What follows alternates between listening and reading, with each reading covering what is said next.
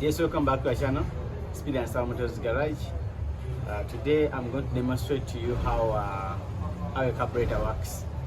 But now I'm going to start with how does a carburetor float works, and how does a carburetor controls fuel that goes into the float of the floating system, the float barrel. So subscribe to the channel. Let us get started. So first of all, you have our carburetor here. It has three lines for fuel, and this one for the inlet. This one is the inlet, and this is the outlet for the main jet. This is the biggest jet. It is responsible for the one person fuel responsible for running the bike.